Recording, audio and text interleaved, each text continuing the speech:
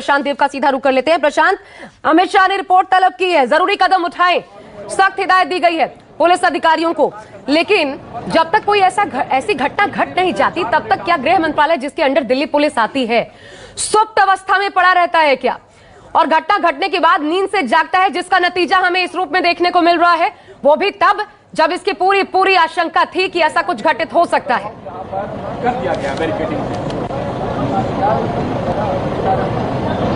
देखिए, गृह मंत्रालय की रिपोर्ट तलब करने का मतलब यही है कि उस पर पूरी रिपोर्ट ये दी जाएगी कि पूरा इंसिडेंट क्या हुआ, उसके लिए प्रिकॉशंस क्या लिए जाने थे, लिए गए कि नहीं लिए गए, और उसके बाद क्या एक्शन हुआ, पोस्ट एक्शन पुलिस ने क्या किया, इसकी रिपोर्ट बना करके दी जाएगी। फिर गृह मंत्रालय अपने हिसाब से उस पर कार्रवाई करेगा। गृह मंत्रालय ने जो रिपोर्ट तलब की है, जैसा कि मैंने पहले बताया कि गृह मंत्री ने अगर पुलिस कमिश्नर से बात की है, इसका मतलब है कि राजधानी दिल्ली में जहां सरकार की नाक के नीचे एक ऐसा इलाका जहां पर इस तरह के दंगे की बात हो जाए, वो भी तब जब पहले से रिटर्न में परमिशन पुलिस की दी हुई है, और परमिशन जैसा कि दी जाती है तो यही बात कही जाती है कि उसको सेफ एंड सिक्योर तरीके से प्रोसेशन को लेकर जाना अगर कम्युनल राइट्स का अंदेशा है।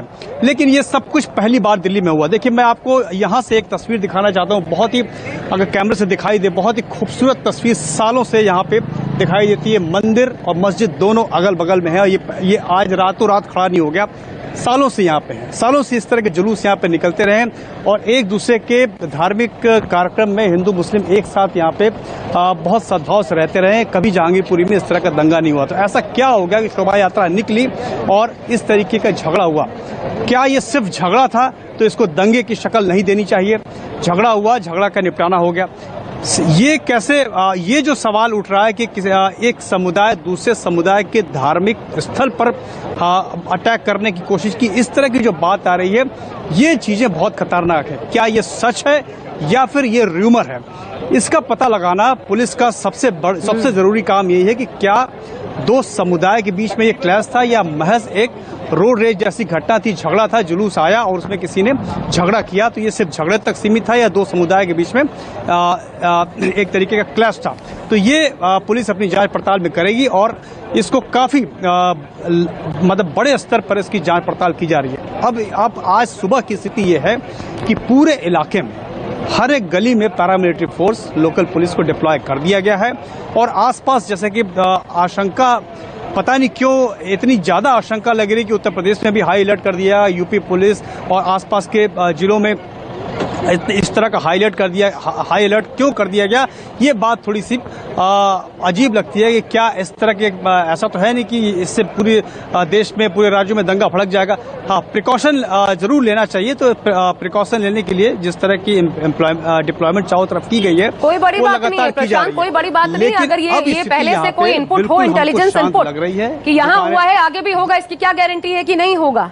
और इसलिए अगर ये पहले से सतर्कता बरती जा रही है तो ये बढ़िया है, क्योंकि ये नफरत का जहर घोल रहा है। इस प्रकार की घटनाएं अगर हो रही हैं तो प्रशांत, बिल्कुल सतर्कता बरतनी चाहिए, लेकिन इस तरह का माहौल कभी देश में रहा नहीं है, कभी इस तरह की चीजें रही नहीं है। तो सवाल उठता है कि साजिश अगर की और इसको कलर देने की किसी ने कोशिश की तो वो क्यों की, वो कौन लोग थे, उसका पर्दाफाश जरूर होना चाहिए, पता लगना चाहिए। पुलिस अपनी जांच पड़ताल कर रही है। अब हम सीधा राहुल प्रकाश का रुख कर लेते हैं। ठीक है, आप बने रहिएगा प्रशांत, बने रहिएगा। राहुल प्रकाश का रुख कर लेते हैं, उनके पास भी अपडेट है कुछ। राहुल, मैं सीधा आपके पास आ रही हूँ और सबसे उस बयान को लेकर के आ रही हूँ जो दिल्ली पुलिस की तरफ से कहा गया। जब विमल कौशिक ने बात की पुलिस अधिकारी से, उनका कहना था ये तो हमारी सफलता है, हमने 1 घंटे के भीतर इसे रोक लिया।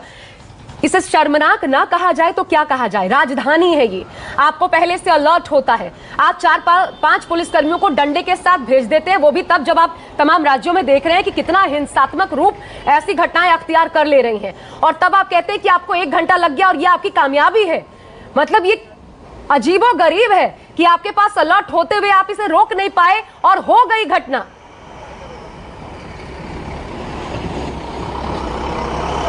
देखिए, अगर आप एफआईआर की जो धाराएं हैं और जो पूरा एफआईआर में दर्ज किया गया है, जो लिखा गया, अगर आप उसको समझने की कोशिश करें तो एक चीज़ है कि 8 से 10 पुलिसकर्मी थे जो उस शोभा यात्रा के दौरान उनके साथ मौजूद थे, जिस तरीके से लिखा गया है। और जहां अंसार का जिक्र किया गया कि वहां पहुंचा, उसने बहस करी, पुलिस ने उसको रोका, वो चले गए, लेकिन कुछ देर बाद कुछ लोग आए, वहां से पत्थरबाजी शुरू हुई। ये पूरा अगर एफआईआर की बात करें तो 8 से 10 लोग, और जो शोभा यात्रा थी उसमें कितने लोग शामिल थे, क्योंकि इससे पहले भी हम बता चुके हैं कि अगर यात्राएं होती हैं, शोभा यात्रा होती है, कोई जुलूस होता है, तो उसके लिए जो परमिशन में होते हैं कितने लोग आएंगे, लॉ एंड ऑर्डर की बात होती है, क्योंकि परमिशन ऐसे नहीं मिलती है, उसके लिए तमाम चीज़ें देखी जाती हैं। अगर जिम्मेदारी होती है तो जो आयोजक होता है उसकी भी होती है, जो पुलिसकर्मी लॉ एंड ऑर्डर में लगे होते हैं उनकी जिम्मेदारी भी होती है कि कितनी भीड़ थी, भीड़ को डिप्लॉयमेंट, भीड़ को देखने के लिए पुलिसकर्मी क्या कर रहे थे, अचानक जो सिचुएशन बनी उसके बाद कितना वक्त लग गया, क्योंकि पुलिस की एफआईआर से सीधे तौर पे ये देखा जा रहा है कि जो एक भीड़ थी, अंसार का जिक्र किया गया, जो गिरफ्तारियां हुई हैं, जो डिटेनिंग है,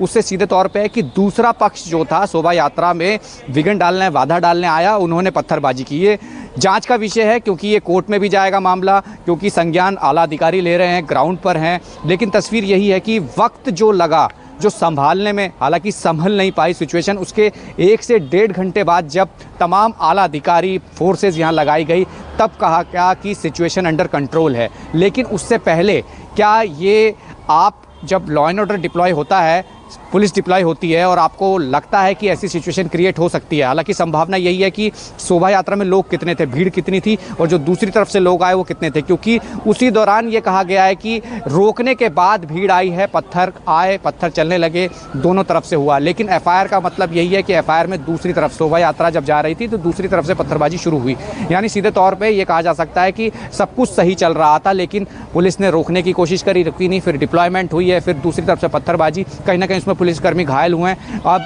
तस्वीर यही है कि राजधानी दिल्ली के अंदर अगर इस तरीके की तस्वीर देखने को मिलती है, जहां से आपको पहले ही पता है कि इस तरीके की यात्राएं हैं और जुलूस निकलना है, तो पुलिस की एक अलर्ट होती है, जो पुलिस के पास पहले से रहती है, मौजूद रहती है, और जहां संवेदनशील इलाके रहते हैं वहां डिप्लॉयमेंट हैवी रहती है। लेकिन कल ऐसा क्या हुआ कि डिप्लॉयमेंट इतनी नहीं थी, 8 से 10 पुलिसकर्मी उस जलसे के साथ जा रहे थे, रोकने की कोशिश की, नहीं रुका, पत्थरबाजी, आगजनी सब हुआ, उसके बाद अंडर कंट्रोल हुआ। अब सवाल यही है कि इस जांच में क्या निकल कर आएगा। अरेस्टिंग हो रही है, जांच में अधिकारी भी कह रहे हैं, जिस तरीके से पुलिस जो कमिश्नर 9 लोगों की गिरफ्तारी हुई है। राहुल, इस पर अपडेट क्या है? मैं